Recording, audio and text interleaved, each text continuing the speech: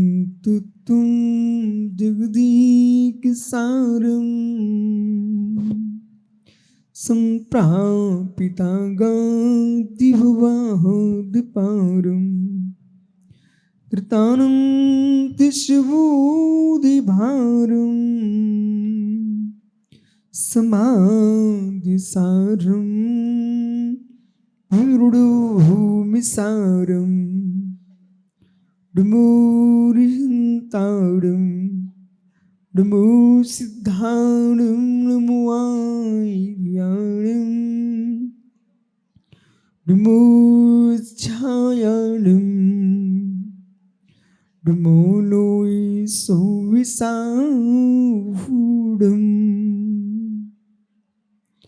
अनंत अनंत परम सिद्ध वाहिनी की एक जड़वान चंद प्रभु स्वामी की एक जड़वान महावीर स्वामी की परम पूज आचार्य भगवान कुंद कुंद्र स्वामी की परम पूज आचार्य गुरु विराग सागर जी मुनि महाराज की अहिंसामय विश्व धर्म की निर्ग्रंथनाथ चर्या शिरोमणि आचार्य गुरुदेव 108 विशुद्ध सागर जी यतिराज की समस्त आचार्य संघ की नमोस्तु शासन।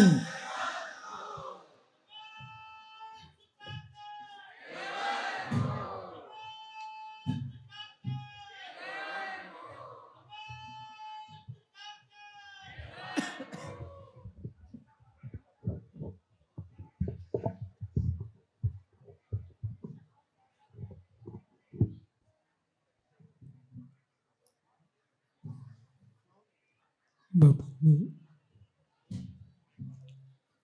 अंतिम तीर्थस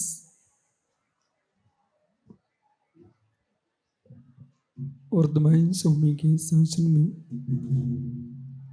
हम सही विराजते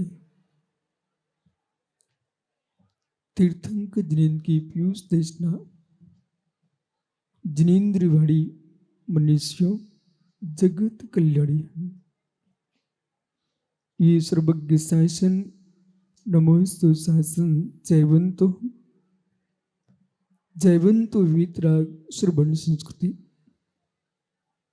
भगवत अरहत परमेश्वर तीर्थंक दिनेश्वर देव ने विश्व वसुंधरा को वस्तु के वस्तुत्व का सत्याद्भुत प्रदान किया है और सत्यार्थ का जो बोध है वही बोध भगवत्ता को प्रदान करता है। कठिन जीवन नहीं है, कठिन जन्म नहीं है, कठिन मरण नहीं है। ब्रह्मांड में कठिन कोई है तो सत्यार्थ का बोध है। जन्म कठिन नहीं है, वो तो प्रणमन है, होगा, वस्तु का स्वभाव है। मरण कठिन नहीं है, प्रणमन है, होगा। 5 इंद्रिय के विषयों में तल्लीन होना ये भी कठिन नहीं है, कर्म सापेक्ष दशा है। कठिन कोई है तो क्रोध नहीं है, मान नहीं है, मायाचारी नहीं है, छल कपट नहीं है। कठिन कोई है तो सत्यार्थ का बोध है।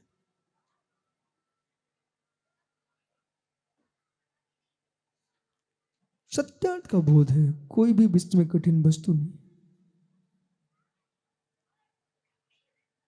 बोध ही कठिन है फिर शोध कितना कठिन है, फल कितना कठिन है।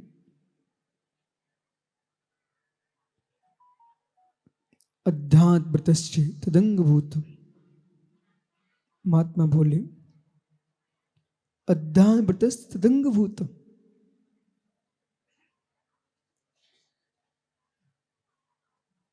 जितने उड़ाज से मनोज्ञ सागर से सम्यक सागर तक महात्मा आदित्य सागर जी भगवान तीर्थंकर की अनादि अनंत परंपरा को प्रभावीमान किया है, इस श्रवण संस्कृति को सुरक्षित किया है, तो सत्यार्थ बोध ने किया है।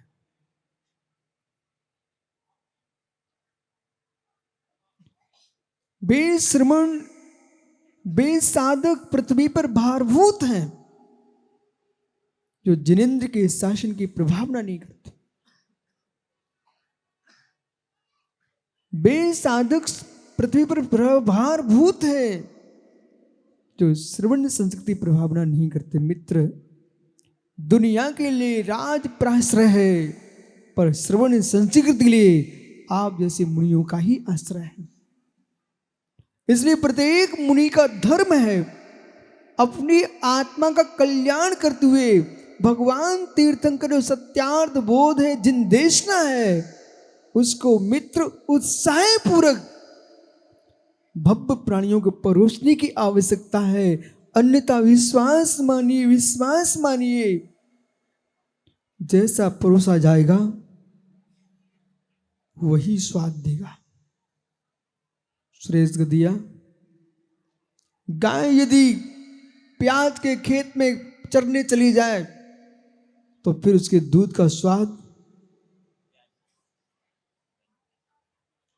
गाय प्याज के खेत में चरने चली जाए, उसके दूध में प्याज की गंध आती है। विश्वास मानिए, ऐसे जैसा सुनता जैसा समझता है उसके मुख से वही बात आती है।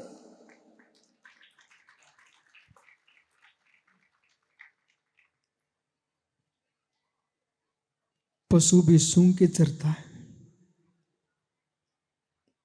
पशु भी सूंघ के चरता है, इसलिए श्रोताओं का धर्म है सूंघ के सुने। पशु भी सूंघ के चरता, बोले क्यों? वो भी पहचानता है इस घास को खाना चाहिए कि नहीं खाना चाहिए।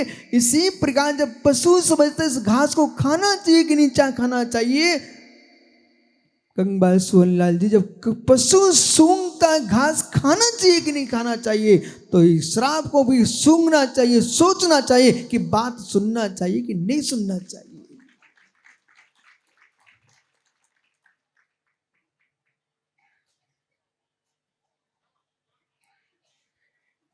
विशुद्ध सागर का कुछ नहीं है। आपको नाम लेना है तो विराग सागर का लो, विमल सागर महावीर कीर्ति, आदि सागर शांति सागर भगवान कुंद कुंद, तीर्थंकर ऋषभ देव से महावीर पर्यंत वो अनंत अनंत 24 का नाम लो बेटा। मेरा नाम तुम भूल जाना पर श्रवण संस्कृति को नहीं भूलना, मैं खुश रहूंगा।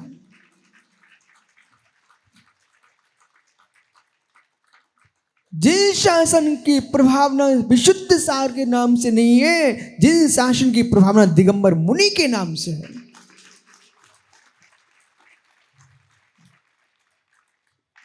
इसलिए नेवाई से चातुर्मास करके आए शुद्ध सागर जी, अजमेर से चातुर्मास करके आए संकल्प सागर जी, महात्मा सद्भाव सागर जी, भीलवाड़ा से चातुर्मास करके आए हैं आदित्य सागर, अपरिमित सागर और सहज सागर जी। मित्र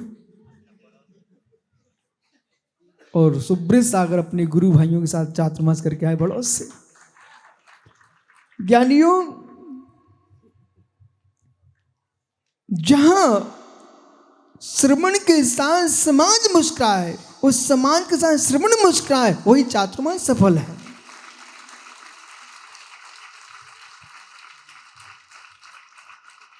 बिखरे हृदय जुड़ जाए, यदि टूटी समान नहीं जुड़ी तो साधु की कीमत गोंद सी भी नहीं। ओह, वो फेविकोल श्रेष्ठ है, वो गोंद श्रेष्ठ है। जो अंकुर वो 16.5 पंथी,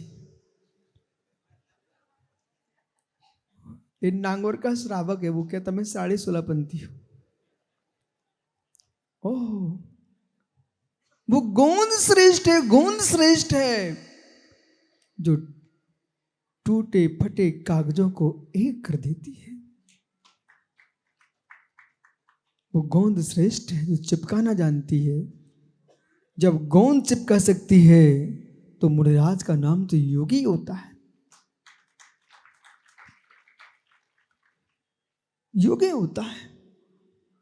जो कार्य गोंद का है वो है टुकड़े टुकड़ों को एक करना जानती है। वही कार्य साधु का है, टुकड़े टुकड़े में बटी समाज को अखंड कर दे और विघटित देश को एक कर दे, उसका नाम योगी है। इसलिए आज मैं बहुत खुश हूं इस बात पर। आचार्य विराग सार का पुरुषार्थ और आचार्य विमल सार का आशीर्वाद आज रावत भाटा में दिखाई दे रहा है कि कभी वे दिन मुझे भी याद है ज्ञानी। ग्वालियर और सोनागिर के बीच में सुब्रत सागरी आचार्य विराग सागर जी चलते चलते मुझे पढ़ाते थे।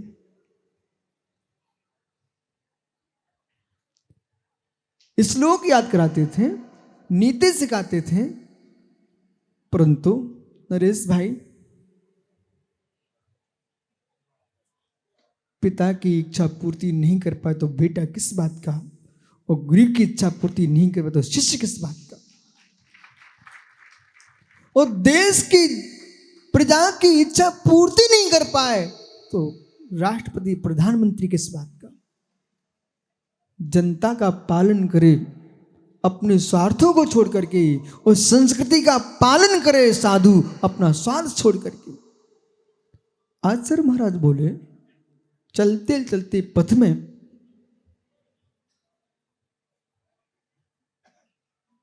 कि ऐसा दिन आना चाहिए, एक शिष्य राजस्थान में हो, एक कर्नाटक में हो, एक महाराष्ट्र में हो, नहीं देश के विभिन्न प्रांतों में हो, और नीति शास्त्रों का ज्ञानी हो। सुना किसको रहते मालूम? जिसको एक गाथा याद ना हो। राकेश पंडित जी, सबके दिन एक से नहीं होते। सबके दिन एक से नहीं होते पंडित जी, सबके दिन एक से नहीं होते।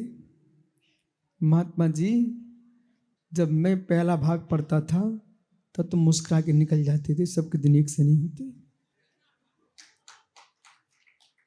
याद करो चैत्यालय मंदिर की, पर आचार्य विमल सागर महाराज जी ने देखा। आज आचार्य विमल सागर महाराज जी होते, उनका हृदय गद गद हो जाता। बोले क्यों? बोले क्यों?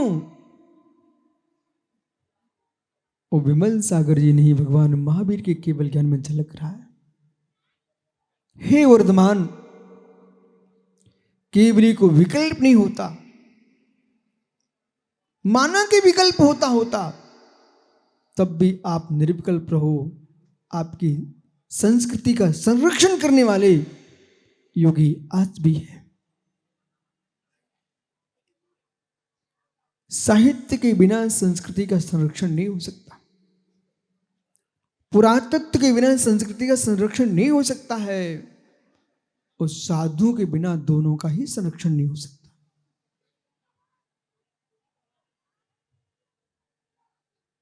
जहां पर साधक हो,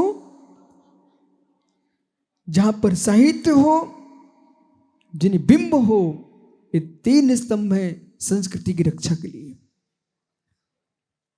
और इन तीनों की रक्षा करने वाला कोई है, उसका नाम श्रावक है। न आदित्य सागर रह पाते, न शुद्ध सागर, न सद्भाव संकल्प सागर रह पाते यदि इस श्रावक चर्या ना कराते। इसलिए बेटा आज इतना ध्यान रखना जीवन में, श्रावक कितनी ही भूलें करते रहे, पर आप लोग भूल मत करना, कभी श्रावक को डांटना नहीं। ये अपने बच्चों को भूल करके तुम्हारी सेवा करते हैं, अन्यथा ये नगर नगर से बसें आती नहीं।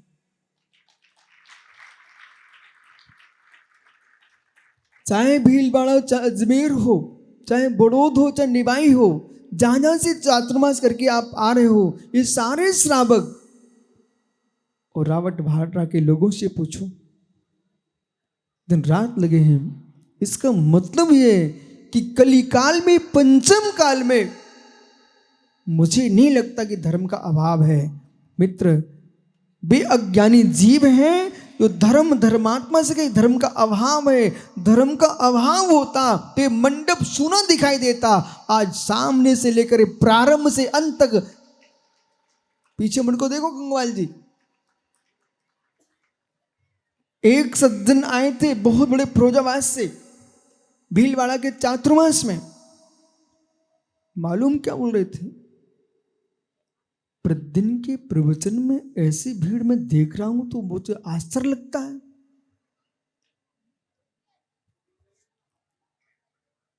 मैंने कहा पंडित जी, ये भीड़ विशुद्ध सागर की नहीं है।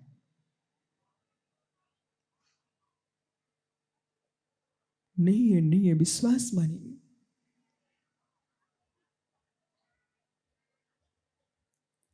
बच्चे किसके पास जा रहे थे, पिता की कि मां के? ईमानदारी से बोलना बोला। यदि आपको मालूम ना हो, मनुष्य का पता ना हो, तो आप एक पिल्ले को देखो और उसकी मां से मिलो। उसको अपने पिता का पता ही नहीं रहता, पर सारे 32 तो 32 भी चिपके रहते हैं। कहां पर? मां के पास। विश्वास मानो मित्र, न आप मेरे पास आए हो, न भीड़ मेरे पास है। जितनी प्रीति है व्यक्ति को मां जिनवाणी की आंचल के प्रति,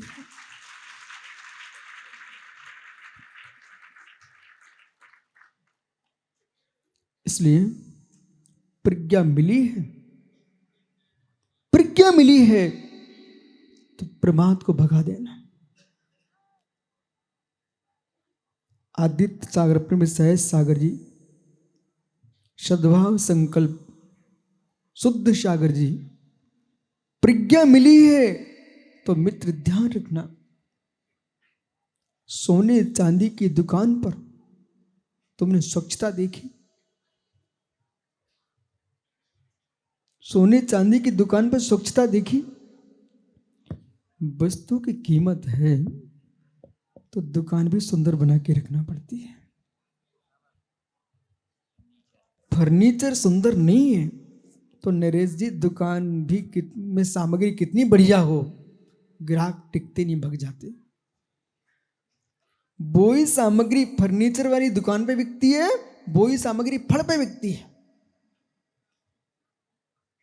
पर फल पे जो बिकती है उसे लेने वाले फल वाले जैसे लोग पहुंचते हैं, और फर्नीचर पे बिकती है उसको लेने वाले वैसे लोग पहुंचते हैं। आपको विश्वास ना हो तो बाजार में देख के आओ। ऐसे जीवन में आपके पास ज्ञान है, आपके पास दर्शन है, पर चारित्र का फर्नीचर अच्छा है तो सारे ग्राहक आएंगे। और जिनके पास चारित्र का फर्नीचर नहीं है, मित्र मृदुलाचारी के पास फड़ पर सोना बिच रहा है, तो ग्राहक वैसे ही पहुंचते हैं। फर्नीचर की चमक नहीं मिटना चाहिए। क्या सोच रहे सरस्वती? फर्नीचर की चमक नहीं मिटना चाहिए।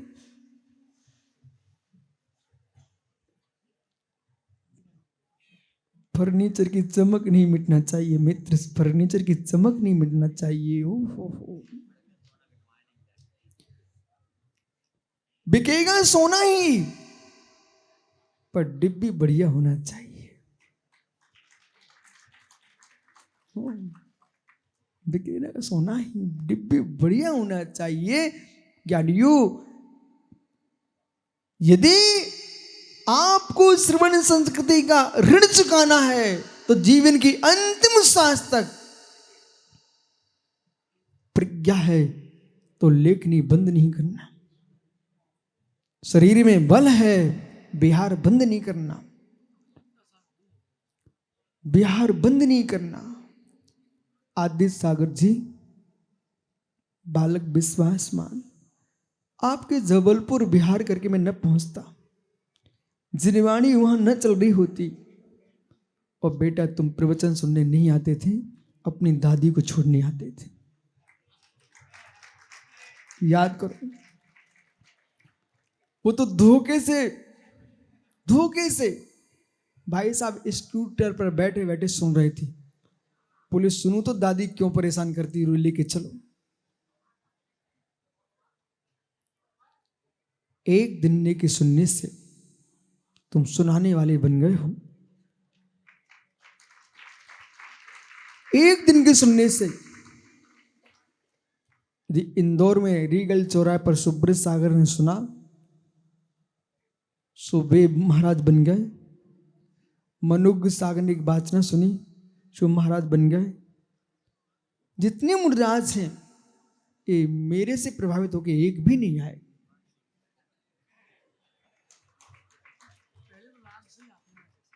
ये सब जिनवाणी से मां से प्रभावित होकर आए हैं। ओ हो। राग का प्रभावी मात्र भोला बैठा रागी पीयूष।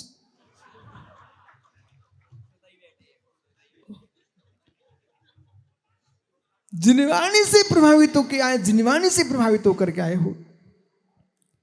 इसलिए जनवाणी से प्रभावित मत होना, जिनवाणी से ही प्रभावित होना। मोक्ष जनवाणी से नहीं मिलेगा, मोक्ष तो जिनवाणी से ही मिलेगा। इसलिए ज्ञानियों, आज यहां बैठ करके भगवान तीर्थंकर जिनेश्वर देव की इस पंचालकण पीठ पर निर्णय अंदर अंदर करना है कि जीवन की अंतिम सांस तक बिहार बंद नहीं करना, बिहार बंद नहीं करना, बिहार बंद नहीं करना। मित्र समझ, बिहार बंद नहीं करना। शरीर काम न करे तो अंदर के बिहार को बंद मत कर देना। बिहार बंद हो गया, रखा वाहन जंग खाकर नष्ट हो जाता है, और जो चलता रहता है चलता ही रहता है। बिहार बंद नहीं करना। भगवान समंत्रद सौमिनी शंभु स्त्रोत में लिखा हुआ है, भूमो प्रजानाम विजिहर्ति भूतई, भूमो प्रजानाम विजिहर्ति भूतई। आदित्य सागर जी, तीर्थंकर भगवंतों का विहार जो होता है वो प्रजा के विभूति के लिए होता है। श्रवणों का विहार जो होता है ये समाज के वैभव के लिए होता है। आप विहार ना करते होते आज ये समाज दिखाई ना देती। इसलिए भगवान को रिद्धि है तो तुम्हें भी सिद्धि है पुण्य की।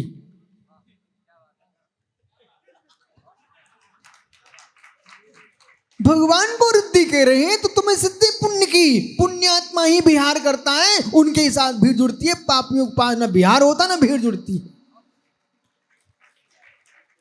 हो। इसलिए ज्ञानी, बिहार बंद नहीं करना। जीवन में कभी मत सोचना कि नर्मदा के तट पर जबलपुर में मठ बना के रहूंगा, शरीर जब वृद्ध हो जाएगा, कि भिलाई में भीलवाड़ा में बनवाओगे कि अजमेर में बनवाओगे। मित्र, देश के किसी भी प्रांत में मठ बना के मत रहना, बिहार करते रहना। संपूर्ण विश्व को ज्ञात है कि जगत में मठ शून्य कोई परंपरा है, उसका नाम जैन साधु है।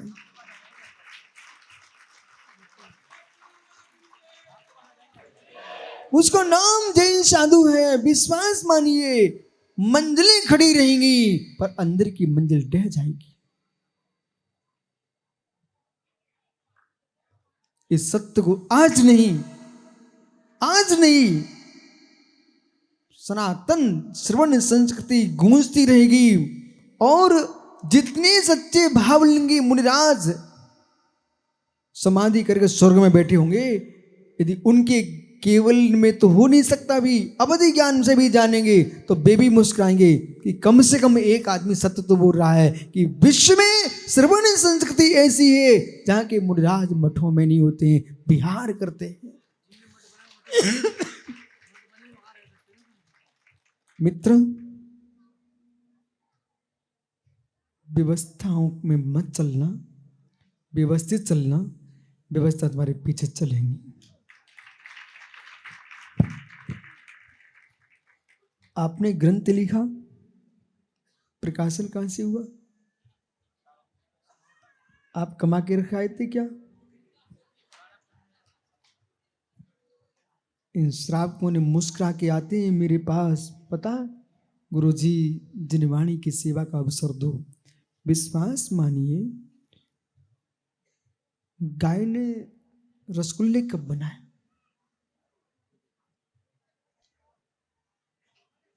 भैंस ने रबड़ी कब बनाई? भैंस ने बेटा रबड़ी कब बनाई? नरेश भाई, आपके भीलवाड़ा में भैंस रबड़ी बनाती?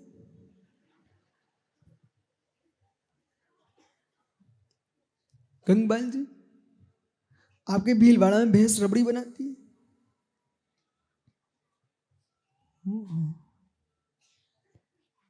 भैंस तो दूध निकालना भी नहीं जानती। भैंस तो दूध निकालना भी नहीं जानती जिसमें भरा हुआ है। चिराग, दूध कहां से आता है बेटा? गाय भैंस से ही तो निकाल के लाते ना आप। जिसके अंदर भरा वो निकालना भी नहीं जानती। ओहो, समझो जितने मुनिराज हैं ये सब ज्ञानी लोग हैं, सब ज्ञानी लोग हैं, पर इन्हें भी मालूम नहीं है हम ज्ञानी हैं कि नहीं। कितना दूध भरा है गाय के अंदर, वो तो हेमंत जी ग्वाला ही निकाल लाता है। गाय का दूध ग्वाला बाल्टी भर के लाता है। और श्राव को इन मुनिराजों का ज्ञान तुम ऐसे निकालो कि बे बाल्टी में भरते ग्वाले दूध को तुम बुद्धि में भर लो अपने ज्ञान को। पर भैंस को मालूम नहीं मेरी रबड़ी कैसे बनती है। मालूम है क्या रबड़ी किसने बनाई? देश के सारे श्रमणों से कहना, आदित्य सागर जी, लिखना बंद मत करो, चरना बंद मत करो। हे भैंस, तू चरती रहे घास को, दूध तो बनेगा। हे मुर्दाज, तुम स्वाध्याय करते रहो, जिनवाणी चरते रहो, ज्ञान बढ़ेगा, लेखन होगा। पर जैसे भैंस रबड़ी नहीं बनाती है, आप तो दूध जैसे भरे रहो, दूध निकलेगा। रबड़ी दूसरा ही बनाता है। आप तो ग्रंथ लिखो, छपाने वाले दूसरे होंगे और पढ़ने वाले तीसरे होंगे। विश्वास मानो, जैसे रबड़ी बनती है कहां कहां पहुंच जाती है। स्वाद लेने वाले कितने खड़े होते हैं और दूध देने वाली एक होती है। दूध देने वाली गाय एक है, पर रबड़ी बनाने वाली मां भी कोई एक है, पर खाने वाले जिन्होंने जिनवाणी का प्रकाशन करा लिया, उन श्रावकों ने भगवान केवली के ज्ञान को बिखेर दिया। जैसे जिस मां ने रबड़ी बनाई, उस मां ने कितने लोगों को चित्त प्रसन्न कर दिया। ऐसी विश्वास मानिए, जिसने श्रुत को प्रदान किया है, वो जीव कितने स्थानों पर प्रभावी मान करेगा जिनवाणी को। यदि आप जैसे मुनिराज ही कहें थोड़ा थोड़ा विहार करूंगा, हे मित्र, थोड़ा थोड़ा विहार करोगे नहीं, 80 साल तक थोड़ा थोड़ा विहार नहीं करना। 80 साल के बाद सोचना है थोड़ा थोड़ा विहार करूंगा। देखो, गुण रहे सुंदर का है, ये अज्ञानी नहीं जानते। तुम बैठ के लिखोगे वो सूखा होगा,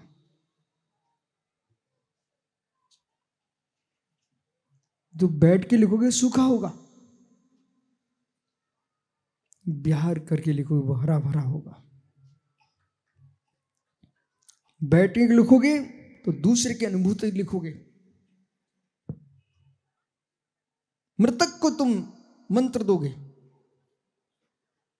और जो स्वयं विहार करेगा वो प्रकृति के भेष में प्रकृति को देखेगा, वो प्रकृति का लिखेगा। विकृति नष्ट होगी, वो अनुभव का लिखेगा, क्योंकि ज्ञान आपकी आंखें भरती हैं।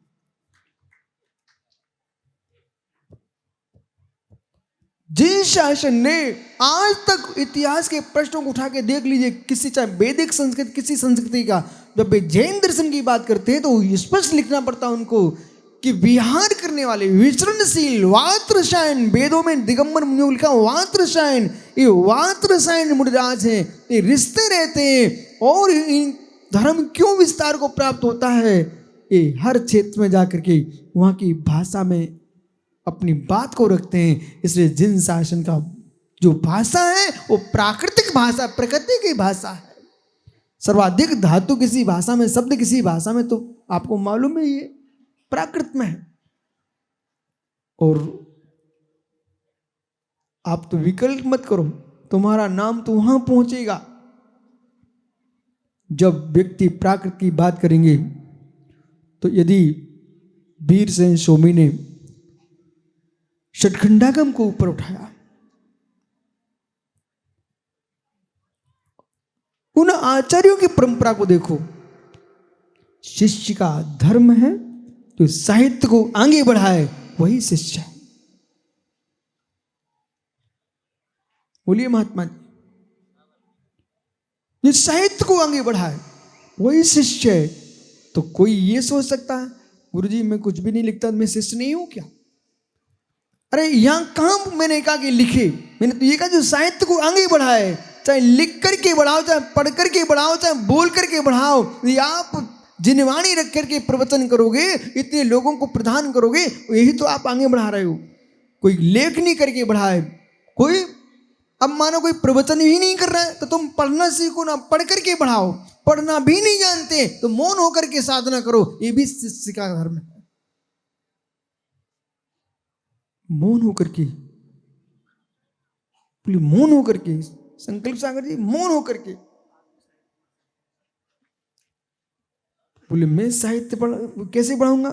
जब आप मौन होकर के खड़े मिलोगे तो शास्त्रों में लिखा है धन्य निर्गंत दशा वीतरागी मुद्रा, जो ठूठ के समान खड़े हुए हैं, ठूठ के समान खड़े हुए हैं। और संजय अजमेर संदीप बोरा वो देख रहा, महाराज चलो चलो चलो, पर वो खड़े हुए हैं। हे मित्र, आग बरसे पानी गिरे तब भी अचल खड़े मेरू के समान। अजय मेरू अचल खड़े मेरू के समान। हे मित्र, सांप डसले तब भी मुनि न हिले। यही तो आगम का वचन, यही तो आगम की प्रभावना है।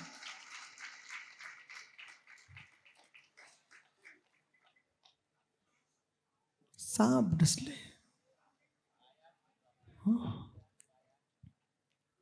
शब्द डसले तब भी मुनि मौन है। कोई तलवार चला जाए मुनि मौन है। फिर मालूम तुम लिखोगे नहीं, तुम्हारे ऊपर आदित्य सागर जैसे लोग लिख देंगे। पर शर्त यही है, मौन यानी मौन, मौन यानी मौन, मौन यानी मौन। मेरे सामने हजारों गलती कर जाए, मैं किसी शराबी को डांटती नहीं। मुझे मालूम है करो गलती जितनी करोगे, तब ठोकोगे अपने आप सुधर जाओगे। ओह, बोले मतलब क्या हुआ? मतलब बहुत सुंदर है, बहुत सुंदर मतलब।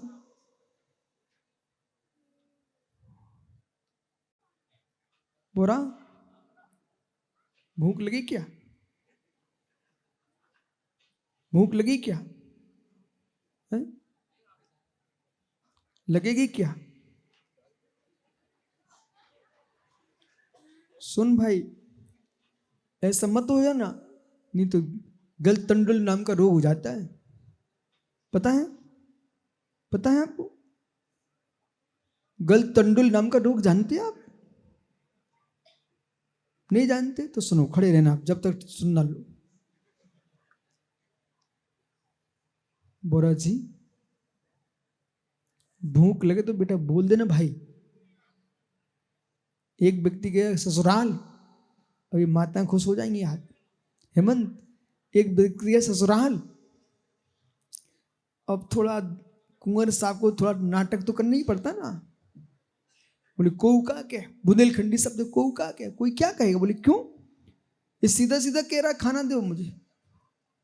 सुनना चिराग ध्यान से, नहीं तो ससुराल में तुम्हारे गल तंडुल नाम का रोग हो जाएगा तुमको।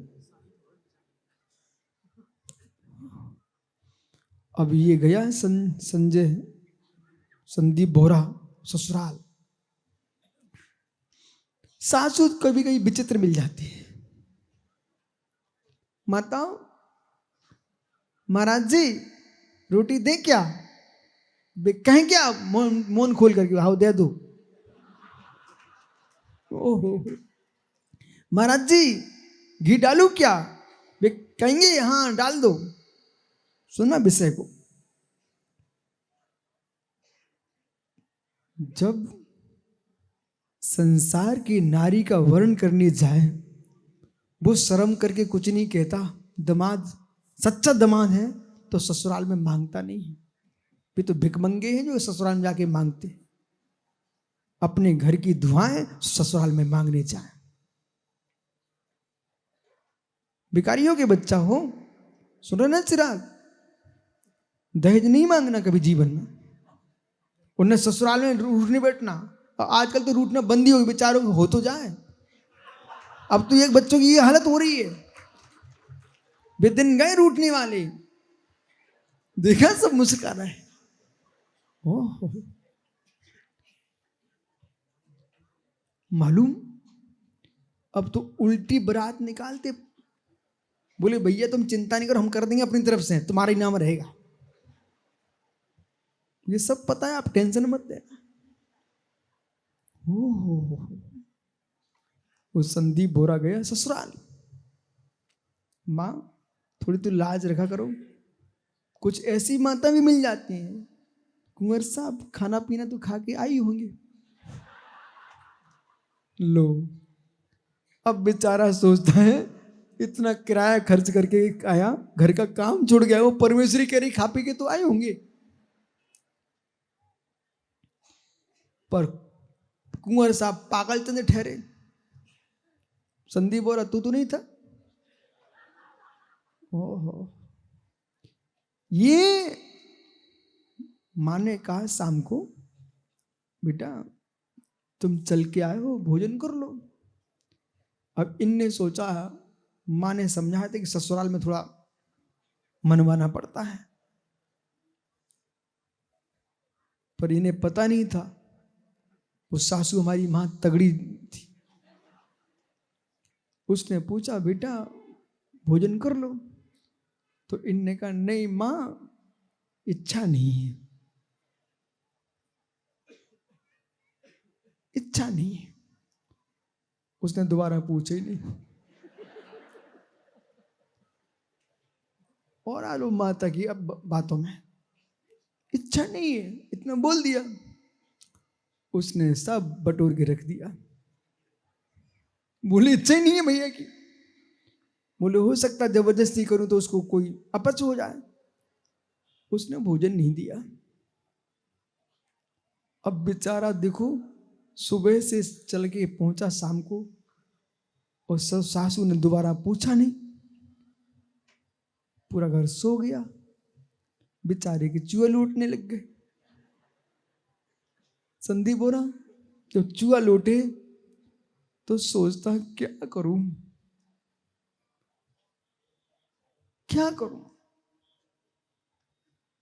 बेचारे ने नीचे देखा, एक चावल का कुपरा परात भरी रखी हुई थी।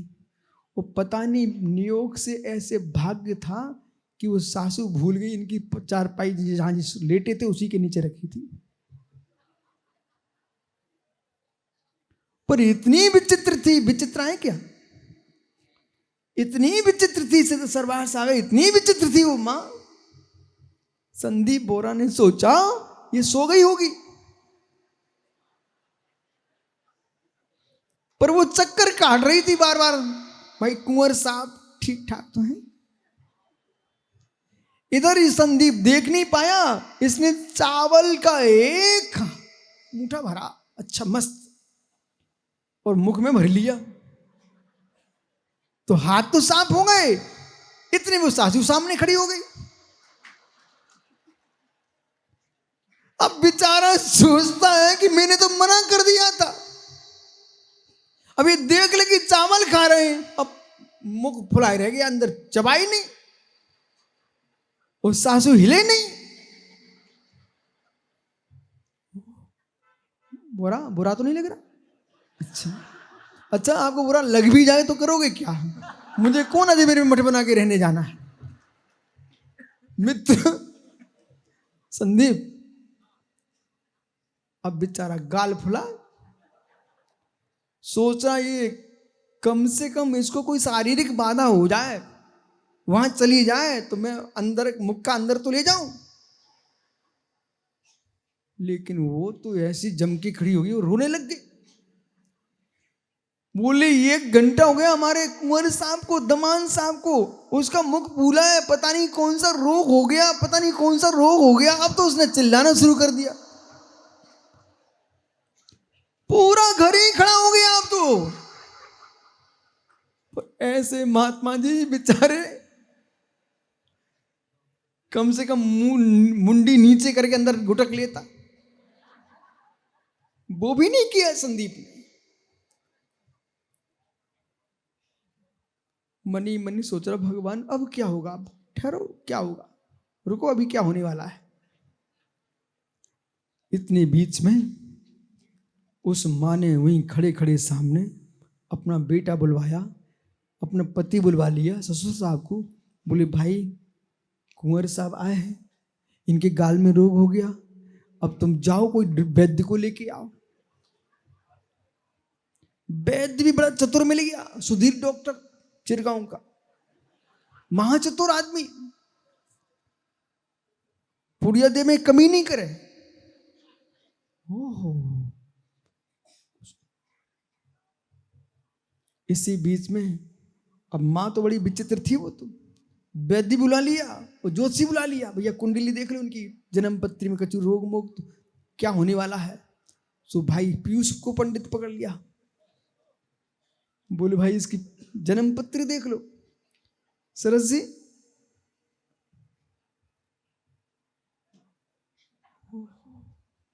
बेचारा गाल फुलाए बैठा चारपाई पे, बैठे ही हो। वैद्य है, जोशी आया, वो पंडित कर्नाटक से आ गया साथ में। बोले भाई मैं देखता हूं क्या है इसके। अब इन्हें क्या है, हो ना हो मुझे क्या लेने देना, मुझे तो बताना है पवन भाई। बोले 4-6 बातें बताई, अपना तो 1.25 रुपया पक्का ही है। मालूम क्या हुआ, वैद्य ने देखा चेहरा, बोले पागल चंद आदमी है। वैद्य समझ गया, बोला पूरी बात है। क्यों, बहुत समझदार था वो, खुशबू लेना जानता था। बोले सुगंध तो चावल की आ रही है। फिर वो चारों तरफ दृष्टि घुमाता है, जब देखता कि पलंग के नीचे चावल रखे हुए, वो सोचता जब ये फंसी गया है तो हम अपना फीस क्यों छोड़ू, जैसे प्रतिष्ठाचार मिल जाए ना आदित्य सागर, तो तुम मूर्ति दिखाने भेज देना, वो दोष ना निकाले तो प्रतिष्ठाचार कैसा? भले दोष का पता ही नहीं उसको, मालूम पता भले ना हो महात्मा जी को, लेकिन दोष निकाले तभी तुम होशियार कहलाएंगे। और भगवान के दोष निर्दोष भगवान जाने हैं, अपन जो बताएंगे अपना लिफाफा तो तैयार है। मित्र यदि ऐसा काम किया तो दुर्गति भी तैयार है। उससे कोई ये ना सोच ले मैं होशियार दिखाने के लिए कुछ बताता रहूंगा तो मेरा लिफाफा तैयार है, यश तैयार है, मित्र दुर्गति भी तैयार है। यथा तत्वम बिना च विपरीता, जैसा वैसा बताइए, विपरीतता रहित बताइए। महात्माओं ब्रह्मचारियों श्लोक सुनाइए। अन्यूनमनित्रिक्तम,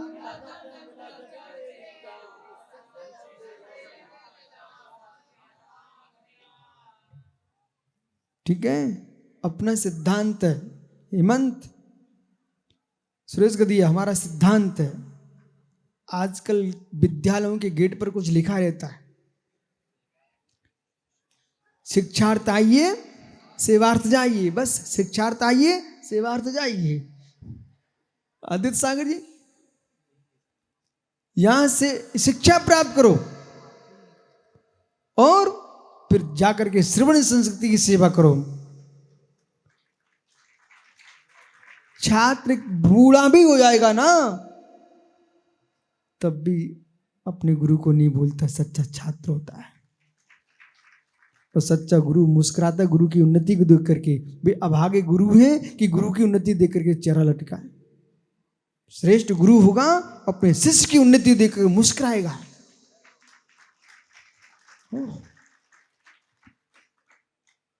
बेचारा सोच रहा मैंने कौन सा अपराध कर दिया। समझ भाई, ये ठीक खड़ा आदमी की हमने, सब मुस्कुरा रहे। देखो आज पूरे राजस्थान में आपका ही नाम चलना है। संदीप, उसने चावल भरे बैठा था, वो वैद्य बड़ा होशियार था, सुदीप डॉक्टर चिरगांव।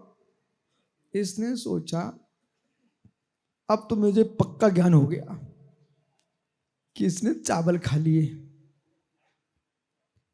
वो चाहता तो सीधा ऐसे दबा करके चावल निकाल लेता। अब वैद्य लोग रहे ना, उनकी भाषा सुनो आप ठीक समय पे आ गए। थोड़ा लेट होते ना तो काम बिगड़ जाता है, तो मरीज भी सोचता कि हाँ डॉक्टर साहब कह रहे ठीक समय पे आ गए। वो तो सबसे ऐसे ही बोलता है। देखो आदि सर, तुम खुश मत हो जाना, जगत के लोग आप कितनी हार कर लेना, पर ये सोहनलाल गंगवाल मालूम क्या बोले, महाराज का झूला ही नहीं है आपने तो। इसका मतलब ज्यादा मत ले लेना, वो तो ऐसी इनकी भाषा है इन लोगों की। जिनसे राग है ना, माँ घर में बेटी पूरा घर खा जाए तब भी माँ क्या बोलती है, हमारी बिटिया दिन भर काम करती कुछ खाती नहीं है। और बेचारी बहू दिन भर काम करे तो मालूम क्या बोलती, तुम कछु करती है नहीं, दिन भर खाती रहती है। ओहो, ये राग देश की भाषा है, इसलिए बेचारे इन्हें अनुभव है। पुरुषों का धर्म है कि प्रत्येक बात न माँ की मानो, न बहन की मानो, न पत्नी की मानो, बुद्धि से काम करो। माँ भी खुश रहे, बहन भी खुश रहे, पत्नी भी खुश रहे। और तुमने मात्र माँ की बहन की मानी तो पत्नी को आग लगा दोगे, और पत्नी की मानी तो बहन को माँ को घर से भगा दोगे। इसलिए राज्य वही कर सकता है जो अपनी बुद्धि से जीता है। राज्य वही कर सकता है अपनी बुद्धि से जीता है, सलाह सबकी मानता है। सुनने का मौका दो, सबकी सुन लो, पर सबकी मानना नहीं। सुनना सबके चाहिए, नहीं लोग संतुष्ट कैसे होंगे। आपको सबकी सुनना चाहिए, पर मानना उसी के चाहिए। किसकी? जो आगम में लिखी उसकी, अपने मन की भी नहीं। अपने मन की भी नहीं। अभी तक तो मालूम संजय सरस पंडित जी, ये जगत मुझे कहां से कहां भेज देता। अभी तक निर्भीक रहना चाहिए आगम के साथ। वो आगम की पंक्ति पंक्ति बोलिए, मित्र ब्रह्मांड में लोक में किसी की ताकत नहीं है कि आगम को तोड़ के दिखा सके, उन्हें मोल लेना पड़ेगा। बोले भैया बोलता सही है, लेकिन क्या करूं, हम पालन नहीं करते।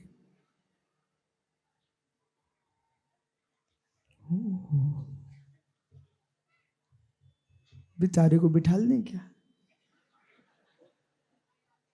तो मुख के चावल तो निकलवा दूं फिर बिठालता। ओ हो, कितना आनंद लूट रहे देखो बोरा का। तुम टेंशन नहीं ले, सब एक से ही है, उपलक्षण है। संदीप वैद्य ने देखा, ठीक है, जैसे तुम कोई अच्छी सी प्रतिमा लेके आओ और ये सरस जी प्रकाल उठाएंगे, फिर ये नापेंगे तोलेंगे, बोले इतनी ताल इतनी ताल, और बस कोई अच्छा लोभी प्रतिष्ठाचार मिल जाए, एक थैली पकड़ा देना, फिर पूरी शुद्ध।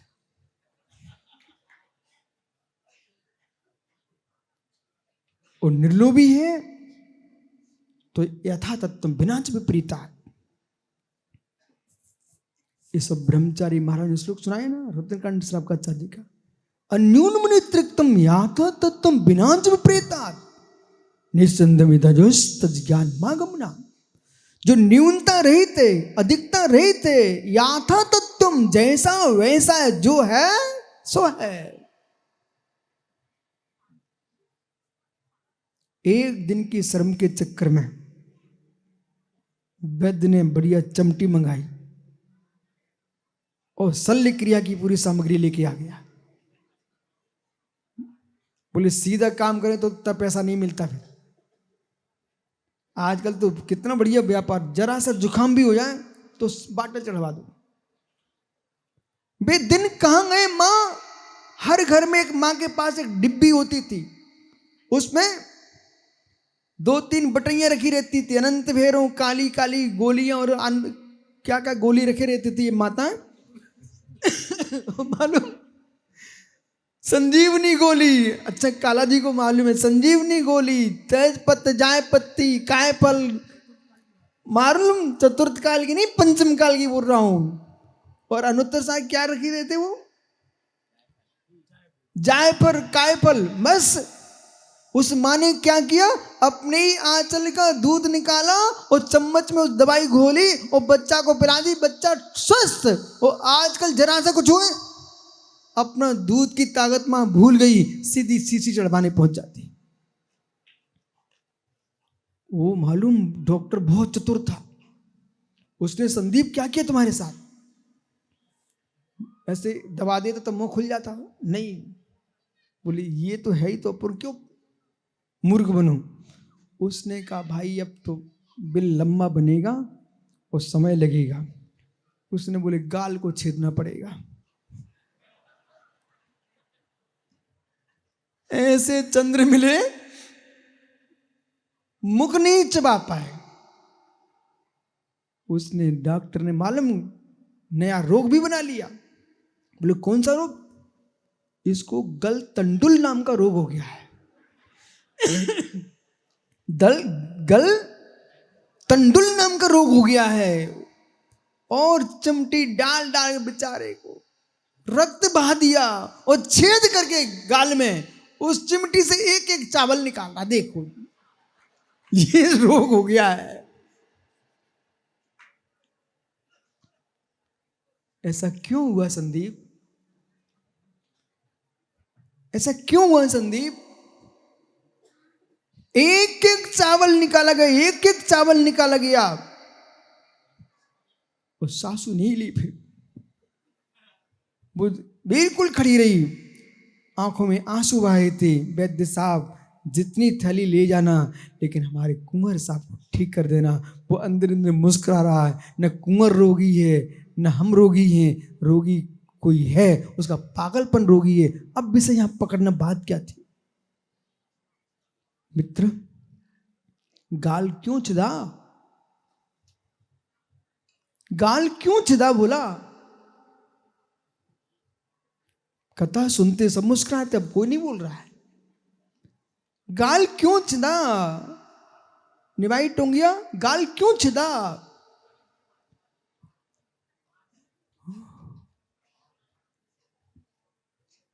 गदिया, गाल क्यों चिदा? संदीप बरा, तू ही बता दे, तेरा चिदा था। गाल क्यों चिदा?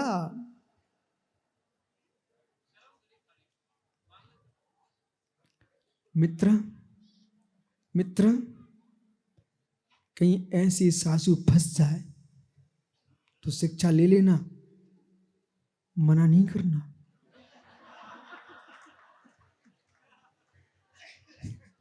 मना नहीं करना।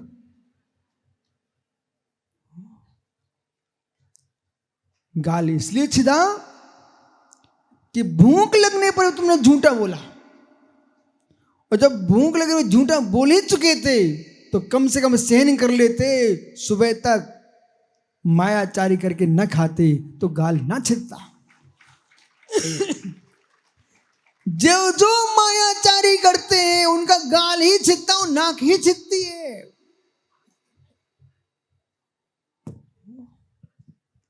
क्या हुआ माता, सही नहीं बोल रहा हूं? जो जो मायाचारी करते हैं उनके गाल ही छिदते हैं, नाक ही छिदती है। ओह, अरे कान छेदने की बात मत कर भूला। बैलों के नाक छेद जाती है, रस्सी बांध देती, पता आपको? ओह, अब विश्वास मानिए, इन जीवों ने मायाचारी की जो पशु बने, सो उनके विचारों के अंग भंग होते, अंग छेदे जाते हैं। इसलिए जीवन में मत करना मायाचारी, जिससे गाल नाच दे और गलतंडुल नाम का रोग न हो। बोलो संदीप सबसे,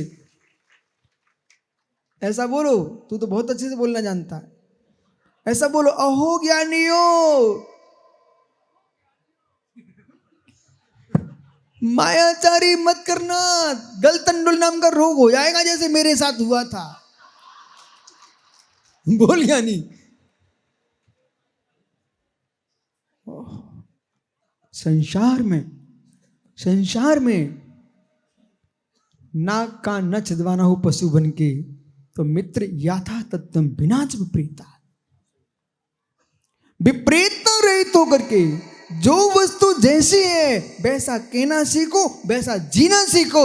आप मित्र, न गाल छिदेगा न कान नाक छिदेगी, आप तो सिद्ध सलाह के तिलक बनोगे। विराजो भैया, क्षमा करना। मुस्कुरा रहा हो मालूम, बोले कुछ भी हो, पूरे राजस्थान में नाम तो चलेगा। राजस्थान में नहीं, वो पारस चैनल भी, ये देखो कैमरा रखा हुआ है। अब तो कितने सारे देशों में चला गया तेरा नाम। लोग पूछेंगे, बोले क्या कर रहे थे भैया तुम वहां जाकर रावत भाटा में?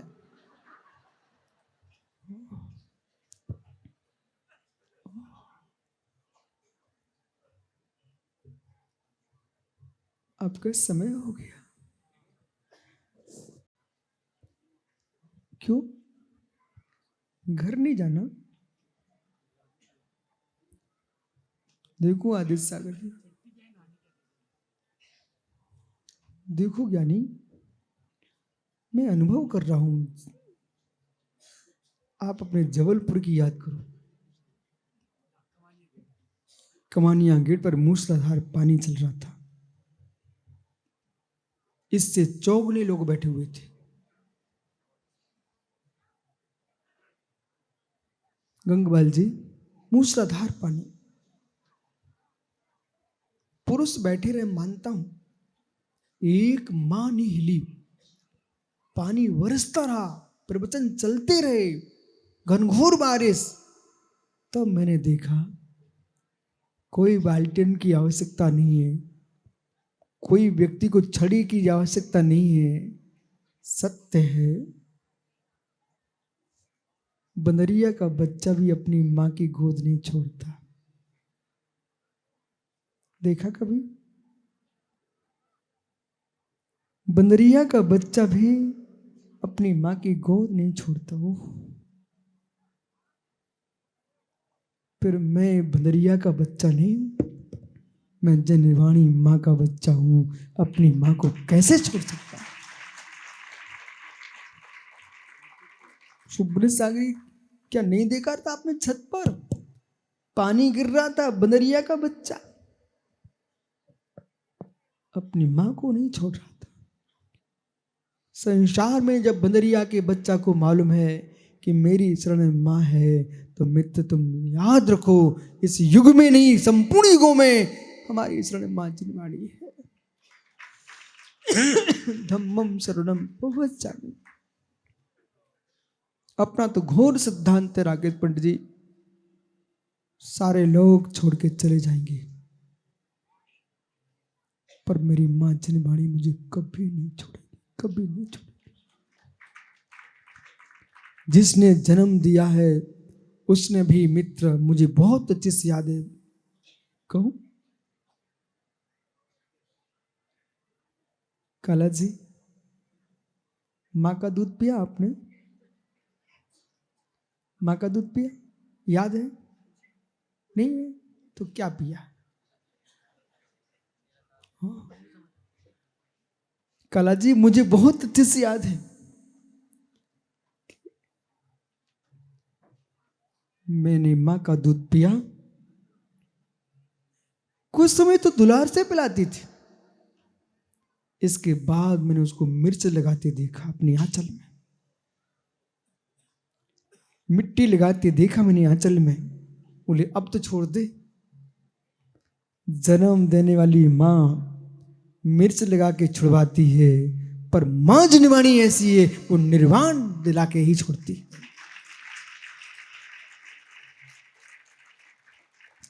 इसलिए मैंने सोचा कि हे माँ भाग धारती वागीश्वरी जिनवाणी अम्मा, कि जगत की माताएं जो है पालने में सुला करके लोरी देती है, परंतु स्वार्थ से भरी होती है, पर तू ऐसी माँ जिनवाणी है जो अपने अंक में रखती है, चाहती कुछ भी नहीं है, तब तक पिलाती है अपना आंचल का पान, जब तक मेरे जैसे लाल को न बना दे भगवान।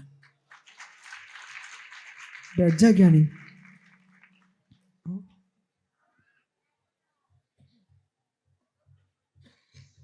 कितने सुंदर मुस्कुरा रहे आप लोग। कोई टेंशन तो नहीं है? कोई टेंशन तो नहीं है? क्यों होगा? ये बैठे टेंशन लेने वाले तुम्हारे, देखो वर्दी लगाए टोपी लगाए, ये बैठे तुम्हारी टेंशन ले गए। देश के चाहे नेता हो, सुनिए ना, चाहे साधु हो चाहे भक्त हो, इन सबको भगवान को प्रणाम करने के पहले इन लोगों का सम्मान करना चाहिए। क्यों? तुम माला भी फेर रहे तो तुम्हारी रक्षा में ये खड़े हुए हैं, तुम बिहार कर रहे हो तुम्हारी रक्षा में देश के सिपाही सैनिक खड़े हुए हैं। देश का कोई भी बड़ा से बड़ा नेता होगा वो अपने बल पर नहीं सुरक्षित है, इन लोगों के बल पर सुरक्षित है। इसलिए नेता यदि एक रोटी खाए उसके आधा हिस्सा देश के सैनिकों को दी। पहले भाई तुम भी मुस्कुराना नहीं, तुम्हारे सामने कुछ वस्तु खाने को आए तो तुम किसान को भेज देना, वो बोर धान्य न दे तो तुम भी कहां आप खड़े हो पाओगे। वो किसान भी ना मुस्कुराए, उससे कह देना तुम रोटी खाने की पहले जमीन को प्रणाम करो, जमीन उर्वरा ना हो तो तुम कहां से धान उगाओगे। जमीन मुस्कुराए तो उससे कह तू मत मुस्कुरा, मेघ ना बरसे तो तुम कहां से उर्वरा भूमि के धान उगाएगी। फिर धीरे से कहना, उमा स्वामी महाराज कहेंगे परस्पर पूर्व जीवाना, एक दूसरे का उपकार जुड़ा हुआ है, एक दूसरे का उपकार जुड़ा हुआ है। समझ गए राकेश साहब? अब कभी मेरे से कहने मत आना गुरुजी किसी को डांटते क्यों नहीं हो, हमें दोष ही नहीं दिखते, डांटूंगा से।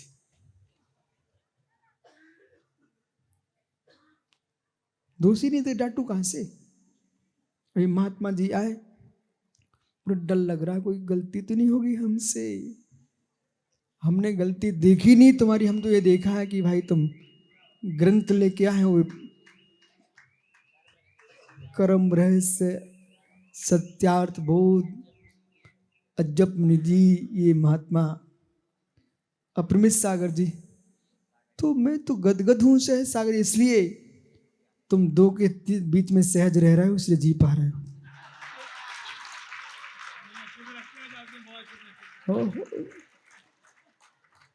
ऐसे ही रहना,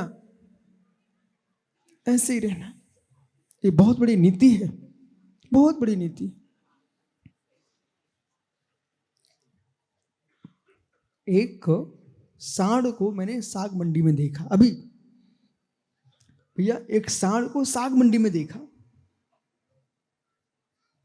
उसको कोई डंडा नहीं मार रहा था, उसको कोई डंडा नहीं मार रहा था। तो मैंने महाराजों से कहा देखो ये बहुत चतुर आदमी है। कौन? वो सांड। उसे पता है इसी साग मंडी में साग खाना मुझे, और सिर मारूंगा ना तो डंडा पीठ में पड़ेंगे। यदि दुनिया का साग खाना हो तो शांति से जीना सीखो, समाज का साग खाना हो तो समाज में सिर मत मारो, और देश का साग खाना है तो देश में मित्र सिर मत मारो। आप तो शांति से खड़े रहो, लोग तुम्हारे पैर पड़ेंगे और लड्डू खिलाएंगे। सहज जीवन,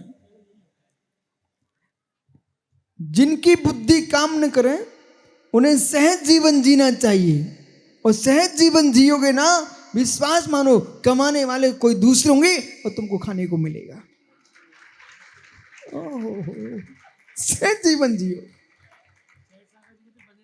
संगमेता में भैया मैं अपने गुरु के पास था, तो हमारे जो गुरु भाई थे उनको रोज डांट पड़ती थी, बेचारे बहुत संग में काम करते थे। क्यों पीयूष?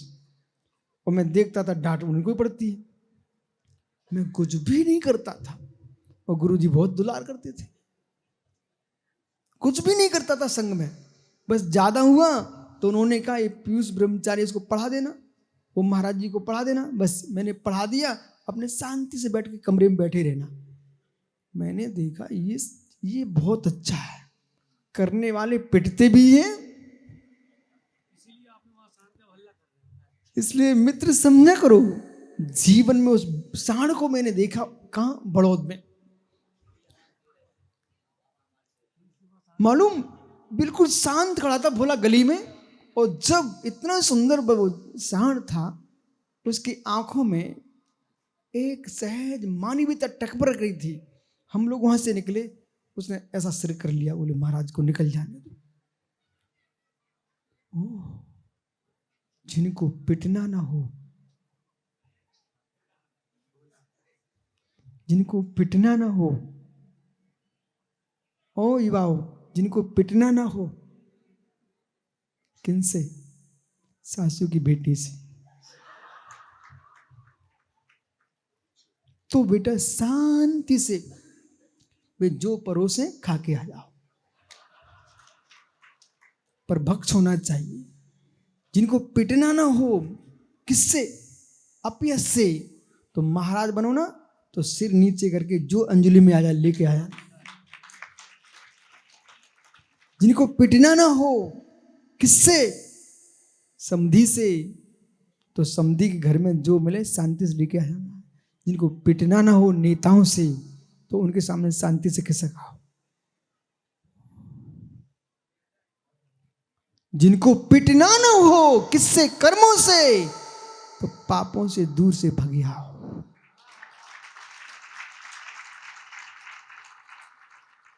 पापों से दूर से भगाओ। आपका समय हो गया। मालूम ही लोग क्या सोच रहे हैं? एक पैर एक, अभी आपने थोड़ी देर पहले और बोला था।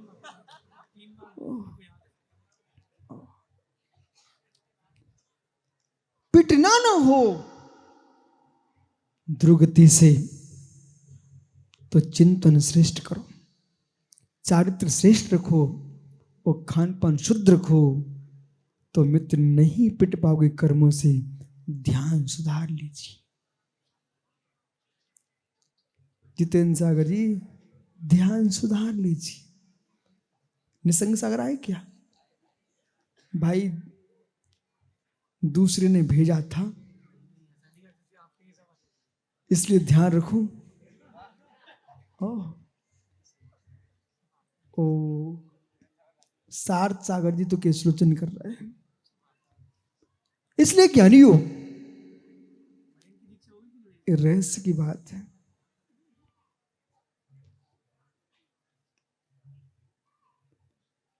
मैं, पीयूष, भोला, संजय, ये तो अपने स्थायी समय। पवन कहाँ गया? अब से और अपने रवि, देखो मैं इसमें भी खुश हूं। आपको देखो महात्मा जी, रहस्य पकड़िए। एक लौकी टंगी हुई थी, लता पर लौकी, ठीक है। अब माली ने क्या किया, चुन चुन करके सारी लौकी उसको बेचना था, पैसा कमाना था, वो सब बाजार में बेचने वाला था। परंतु एक लौकी जो है ना, वो वृक्ष के पत्तों में छिपी रह गई। उसका समय निकल गया, कठोर हो गई। तो दूसरा एक आदमी आया, वो कहता देखो भैया तुम्हारे ये 100-200 रुपए बर्बाद हो गए। वो कहता तुम पागल हो, तुम पागल हो, जो कहने आए कि बर्बाद हो गए। बर्बाद कहां हुए? जिससे सारी लौकियां होती हैं, वो लौकी हमारी बीज बन गई। जो टंगी रह गई, छुपी रह गई, बिच नहीं पाई, वो सूख गई, तो बीज कहां से आएगा? ऐसे ही मालूम नई दीक्षा ले पाए, प्रतिष्ठाचार बन गया, भोला सेवक बन गया। तो टेंशन किस बात का आपको? ओहो, अच्छा सोचना सीखो, अच्छा सोचना सीखो। बोलो भाई रवि, लौकी बीज बनी कि नहीं बनी? बनी ना भैया। इसलिए हाँ, वो टंगी टंगी लौकी बीज बन गई। आपको विवेक होना चाहिए। ऐसे ही मित्र, हर वस्तु में तुम गुण देखना सीखो। कदाचित उल्टे से ठूंठ भी मिले तो बेमित्र। जब ठंडी पड़ी थी तो मैंने देखा उत्तर प्रदेश में, राजस्थान में, दिल्ली में लोग ताप रहे थे, तो वो भी तो काम में आया कि नहीं आया? संसार में कोई वस्तु बेकाम नहीं होती है, तुम्हारा सोच भी विपरीत होता है। स्थायी स्तंभ, प्रतिष्ठाचार पीयूष, प्रतिष्ठाचार अभिषेक, प्रपन, उन सबके गुरु बैठे तुम्हारे सरस जी। देखो तुम तीनों ध्यान रखना, उनके विनय मत छोड़ देना, जिससे कुछ भी मिले। अब छोटा पीयूष को पता नहीं क्या सोच रहा है। स्थायी स्तंभ, इसलिए ज्ञानियों, अपने जीवन में यही सार समझना, किसी वस्तु को निसार नहीं समझना। किसी वस्तु को निसार नहीं समझना। जो वस्तु तुम्हारे लिए निसार है, वो भी किसी के लिए सार है। क्यों सो भाई आदित्य सार का लहर किया था, वो कहां गया? मित्र, जैसे तुमने छोड़ा, दूसरा प्राणी खा गया, तुम्हारे लिए निसार थी, फिर उसी का दूध पियोगे तुम क्या? इसलिए ज्ञानियों, जगत में किसी वस्तु को निसार ना समझो, निसार ना समझो। समय पर वो भी काम में आएगी, वो भी काम में आएगी। इसलिए किसी का दिल मत दुखाओ, हर व्यक्ति को खुश रखो। संदीप, जो है सो है, जाओ। कल फिर आओगे? कल फिर आओगे? ओहो मित्र, पर्याय तो मध्याह्न में चर्चा करूंगा। और मन बना के घर जाना और सोच के जाना, अब मुझे गल तंडुल नाम का रोग नहीं कराना है।